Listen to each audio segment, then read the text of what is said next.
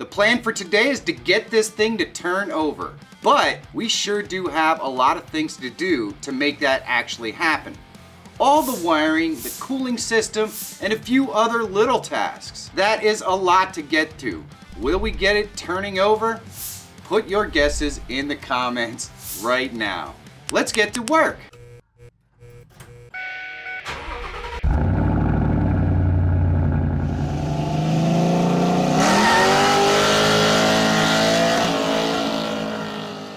The throttle cable assembly has this mount, and you just have to put this little gasket underneath it, and then it takes 2 screws to bolt it down.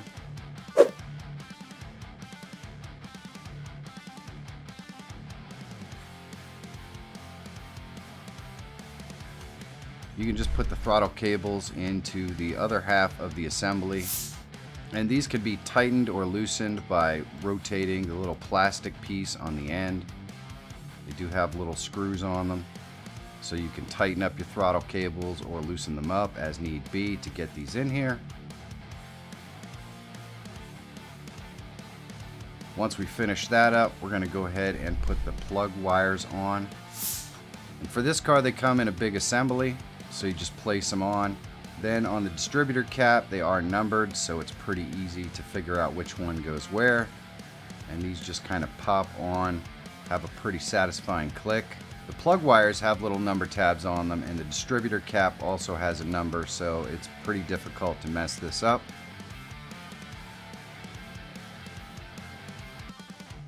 And this just pops on the coil on one end and then pops into the distributor on the other. Then all we have to do is screw on the little plug wire assembly. It screws right onto the crank cover.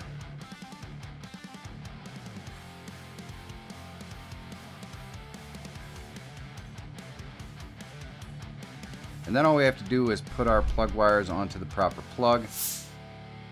And of course, because of the way this is set up, it's pretty difficult to mess this up as well. Now this wiring harness is like a big bundle of dirty spaghetti, and I'm not gonna lie, this part makes me really nervous. Mechanical stuff is pretty simple. The electrical is a lot like magic to me, but we're gonna have to figure it out. The first thing I do is just lay the wiring harness over on top of the engine the way that it's supposed to go. And there are all kinds of bolts and everything else with little brackets that hold this down onto the engine so it doesn't flop around. So we kind of lay it on the way that it's supposed to go and then put all these brackets on. Now I have each one of the cable ends specifically marked, so I have a pretty good idea of where each piece goes. Certainly doesn't make it any less nerve-wracking to try to put this all together. So the first thing I do is try to kind of get all the brackets where they're supposed to go. It does dictate how the cables lay out. It certainly makes it easier to find out where each cable is supposed to go. For doing something like this, rewiring the wiring harness, it kind of just makes sense to make sure that you take your time. I took a whole heck of a lot of pictures of the wiring harness when I took it off, so I used that for reference to put everything back on. Needless to say, a lot of these plugs are color coded, so when I look at the pictures, it kind of reminds me of where it went, and it went back together relatively simply. Each of these plugs has like a metal pin that goes around the plug, so you can pull those pins off and then put them on once the plug is set in place. This took a lot less time than I expected it to take, and it's really funny how certain things in your head are a whole heck of a lot scarier than they end up being when you just lay everything out on the car and you look at your old pictures. So while I understand that this is the most nerve-wracking part of putting stuff back together, make sure when you take it apart you take lots of pictures and you try to label everything as best you can, and you're really not going to have much of a problem. Because of the way the harness lays out, well, there's really only one way it can go. It was on the car for 30-something years, and it's going to kind of lay back on the car with memory of exactly where it was before, which does make this a heck of a lot easier. Now I had to cut some things on this harness just to get it out of the car.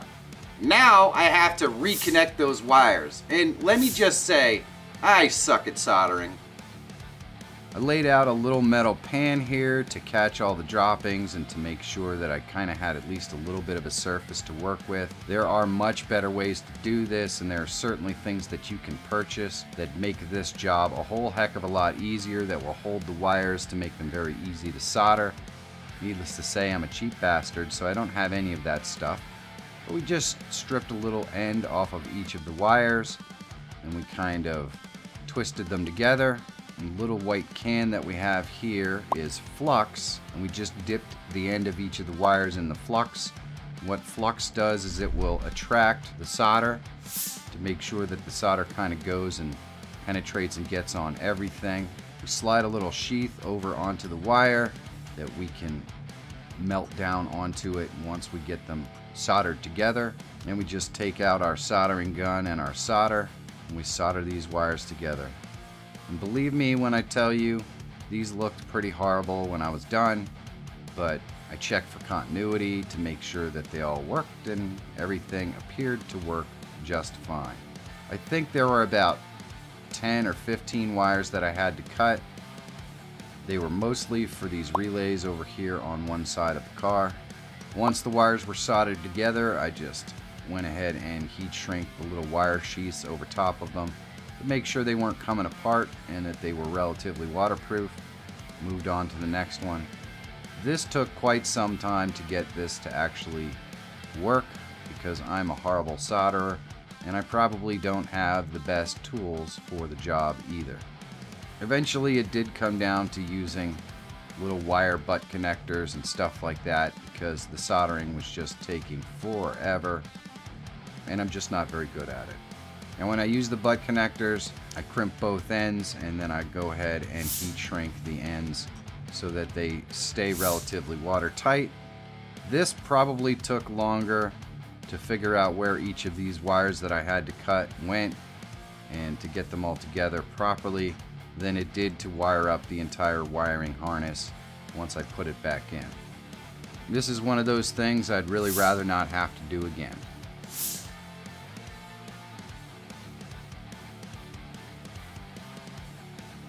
I'm glad I took a lot of detailed photos and marked everything.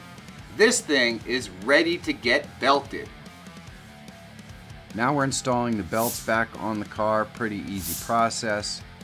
They all have like a belt tensioner sort of thing, which is just a bolt on the brackets that you can rotate to tighten up the belt. When you put everything back together yourself, it becomes relatively obvious how to tighten and loosen these up. I will say the air conditioner belt, I literally had to turn the engine over for it to pop on. Now it's time to get the cooling system all buttoned up. Then we have to install the fan and fan clutch. And of course this is reverse tightening, which is really weird to get used to. But after that, we're going to go ahead and put the cooling system on the car. So we pop this radiator in. It's very simple because it goes right back in where it came off, and it just all makes sense. There are two bolts that hold on the radiator, one on each side.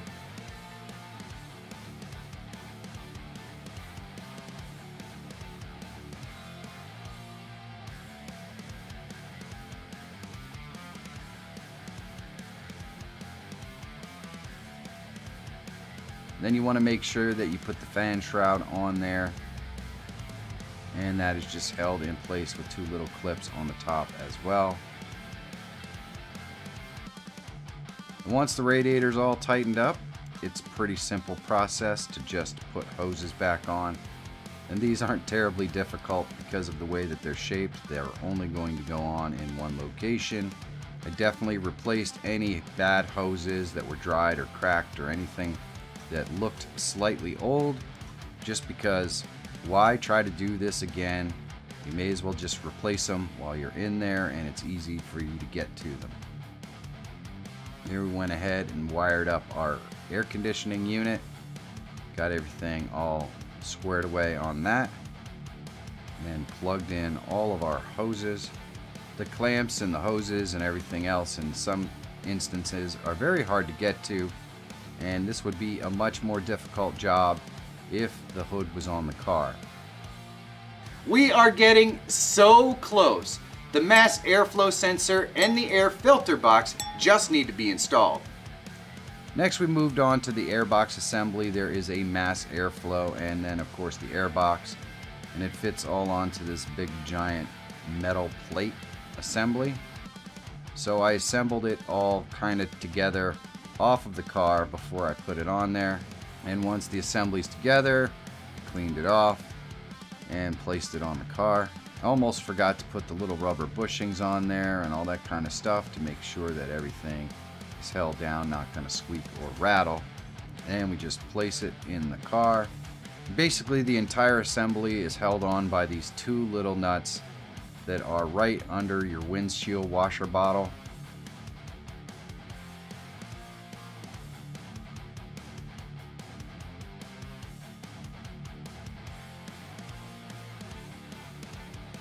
Then it's time to connect all the hoses up, and there are a bunch of hoses that go on the main one that comes off the throttle body.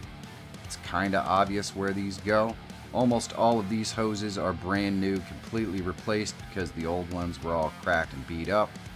But there were a couple that you can't get anymore, so just kind of had to electrical tape those together and hope they don't leak. And actually there's only one that we couldn't find the replacement for. Everything else here in this assembly is basically brand new. We connect our mass airflow sensor to the main hose, and we put our air filter in and cover the air filter with the top of the box and put on the junction hose. And then there is just one more hose down here in the front that comes from the front grille, so the engine gets lots of nice cold air. Now it's time to add fluids, and man, am I getting excited. And we used a pretty thick oil for this car because it is an older car, but we definitely chose one that was specific for the area and temperature that I drive and all that kind of stuff. Plus I knew whatever we put in the car, we were going to probably change it within a couple of starts and drives just to make sure that it was all cleaned out. So I didn't spend a whole heck of a lot of time worrying about what oil we were going to start the car with. I knew it was going to be replaced pretty much right away. Same thing with the cooling system. I didn't use expensive coolant or anything like that. Filled it up with water for the express purpose of going and starting up the car or turning it over. The main thing here is that once the car is up to running temperature, there are torque specs that have to be done once again on the torque bolts that hold the head together. And once you do that, you kind of drive it around, break it in a little bit. You're just going to replace the oil and finish up the cooling system and all that stuff. For now, we just want to have everything running and make sure that we can check the leaks. Certainly didn't want to spend a whole heck of a lot of money on the pre-start stuff. Let's hook up the battery and get this thing turning over. Now we just put the battery in there and got ready to turn it over. And one thing that's nice about these BMWs is it has a connector that's in the engine bay that you can hotwire so that you can turn the engine over and do all that sort of stuff. So a little bit of a search on the internet tells us where we're supposed to plug this little connector in. I just rigged up a button to 2 wires, and it gave us the ability to easily turn the car over. Let's see what we got.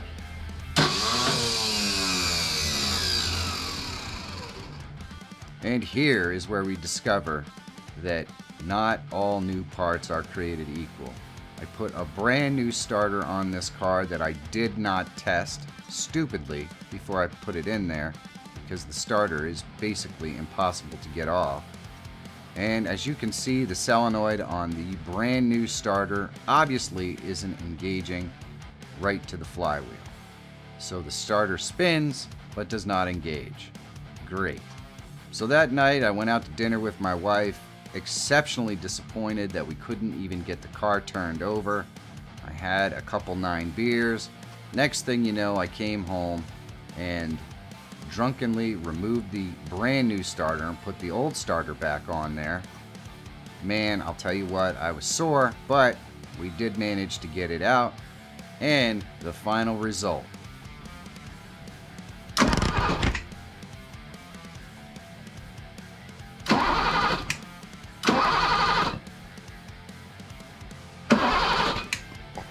It was a long road to get here, but the time to start this car is here.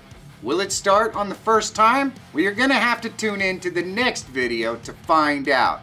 I got a lot done in this one though. Now why am I doing all this work on a 733 that's not worth anything? It really could only be for the love of cars. And if this moron can figure it out, I know you can too. So find that car that you've always wanted that needs some work, pick it up and get it back on the road. And I'll see you in the next one.